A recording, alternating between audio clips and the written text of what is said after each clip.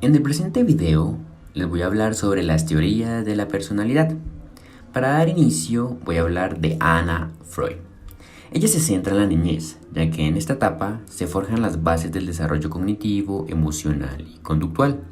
Además, en esta etapa se está construyendo el yo. Ella considera el yo como lo más importante de la psique, ya que actúa como el mediador entre el elos y el superyo. Al igual, propone diversos mecanismos de defensa, los cuales son artimañas que utiliza el yo para engañar al elos y ofrecer pequeñas victorias simbólicas. En cuanto a los mecanismos de defensa que propone ella, tenemos los siguientes: regresión, formación reactiva, anulación retroactiva, proyección, aislamiento, introyección, sublimación y desplazamiento. ¿Ok? Eso en cuanto a Anna Freud. Ahora, Carl Jung afirma que hay tres tipos de psique, los cuales son la conciencia, donde el yo es el centro; el inconsciente personal, donde las experiencias reprimidas, recuerdos infantiles están; y finalmente la inconsciencia colectiva, contenidos innatos, arquetipos, sueños e ideas se encuentran aquí. Carl Jung propone el concepto de arquetipos, los cuales están en el inconsciente colectivo y se pueden relacionar con las palabras como ánima, héroe, sombras, magia, entre otros. Carl Jung considera que hay 4 dinámicas de la personalidad, las cuales son teleología, casual, regresión y progresión. También menciona que existen 2 tipos de actitud: la introversión, la cual hace referencia a la armonía del mundo interior con decline a los sueños, fantasías, etc. Por otro lado tenemos la extroversión, donde se hace referencia al influjo por el entorno. Además, plantea 8 tipos de personalidad, las cuales son pensamiento introvertido, sentimental introvertido, sensación introvertido, intuitivo introvertido, pensamiento extrovertido, sentimental extrovertido, sensación extrovertido, intuitivo extrovertido. Y finalmente manifiesta que la percepción, intuición, pensamientos y sentimientos son elementos de la personalidad. Ahora hablaremos de Erik Erikson. Propone que el desarrollo funciona a partir de un principio epigenético. Además, reconoce la importancia de la presencia de personas significativas como elemento cultural en la formación de vida de las personas. Afirma que en el principio epigenético se debe tener en cuenta 3 características: A. El proceso biológico de la organización. B. El proceso psíquico que organiza la experiencia. Y C. El proceso social de la organización cultural. Además, Erikson plantea 8 crisis psicosociales, fases que se extienden durante todo el ciclo vital. Estas crisis son confianza y desconfianza, autonomía versus vergüenza y duda, iniciativa versus culpa, laboriosidad versus inferioridad, identidad versus confusión, intimidad versus aislamiento, generatividad versus estancamiento, integridad versus desesperación. Además, este autor identificó 8 etapas del desarrollo, las cuales son: etapa de latencia, primera infancia, edad del juego, edad escolar, adolescencia, adultez joven, adultez y vejez. Este autor dice que cada estadio o etapa psicosocial envuelve una crisis y un conflicto centrado en un contenido antropológico específico. Eso en cuanto a Erikson.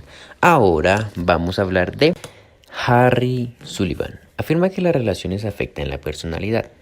Propone 3 aspectos estables que forman la personalidad, los cuales se desarrollan a través de la interacción con los demás. Estos aspectos son necesidades y dinamismo, los cuales consisten en la autosatisfacción y seguridad.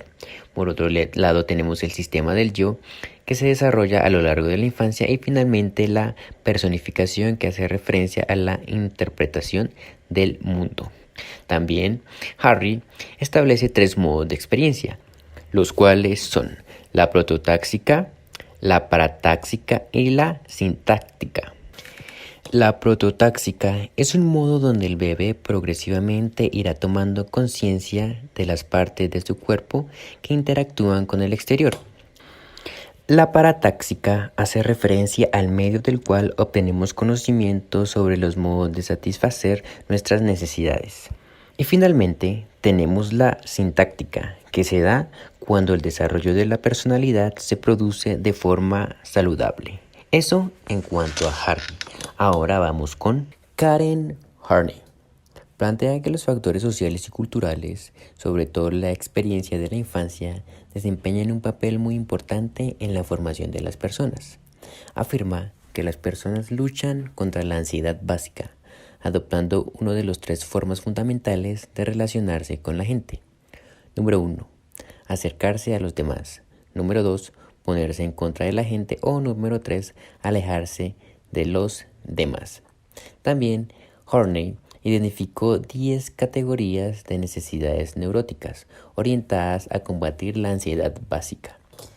Necesidades neuróticas de afecto y aprobación, necesidad neurótica de pareja, necesidad neurótica de poder, necesidad neurótica de explotar, necesidad neurótica de reconocimiento o prestigio social, necesidad de admiración personal, necesidad neurótica de logros personales, necesidad neurótica de autosatisfacción e independencia.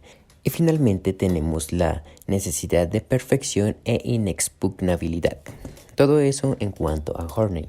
Ahora, Melanie Klein establece que el sujeto se relaciona con el medio a partir de las sensaciones e impulsos que siente y proyecta sobre el objeto de su impulso. Las relaciones con dichos objetos generan huellas permanentes que marcarán la futura relación con otros. En este caso, el primer objeto sería su madre. Además, Melanie Klein afirma que la personalidad se refiere a la superación de etapas tempranas de la niñez que pueden volver a surgir en la vida adulta. La superación de los conflictos que estas etapas conllevan a la ansiedad, culpa, envidia y logro de la gratitud. Además, plantea 2 etapas del yo. Una es síntesis de amor y odio hacia un objeto y el otro es la fase depresiva. Etapas relacionadas al pecho bueno y al pecho malo. También Melanie Klein establece 2 etapas del yo. Una es la síntesis del amor y odio hacia un objeto y la otra es la fase depresiva, etapa relacionada al pecho bueno y al pecho malo. Melanie Klein define a la posición esquizoparanoide como una relación en la que convergen los sentimientos destructivos junto a una ansiedad paranoide, fantasías, persecuciones y temor de destrucción del objeto. Eso en cuanto a Melanie Klein. Ahora hablaremos de Sigmund Freud. Propone la existencia del consciente, preconsciente e inconsciente, en los cuales se encuentra cada una de las tópicas como lo son el yo, el superyo y el elos. Además postuló la existencia de una dinámica o principio motivador para explicar las fuerzas impulsoras que subyacen a los actos de los individuos, motivación denominada como pulsiones, funciones como una fuerza motivadora constante y se clasifican como el sexo o eros y la agresividad. Los principales mecanismos de defensa identificados por Freud son represión, formación reactiva, desplazamiento, fijación, regresión, proyección, introyección y sublimación. Además, Freud plantea diferentes etapas del desarrollo psicosexual, las cuales son la fase oral, la fase anal, la fase fálica, la fase de latencia y finalmente la fase genital. Esto en cuanto a Freud.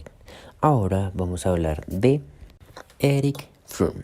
Afirma que los individuos del mundo moderno han sido privados de una unión prehistórica con la naturaleza y con los demás humanos, pero mantienen su capacidad de razonar, hacer previsiones e imaginar. Además, Fromm plantea que la personalidad individual solo se puede entender bajo la luz de la historia de la humanidad. También propone 3 supuestos básicos, los cuales son el dilema humano, la capacidad humana para razonar y las 3 dicotomías existenciales.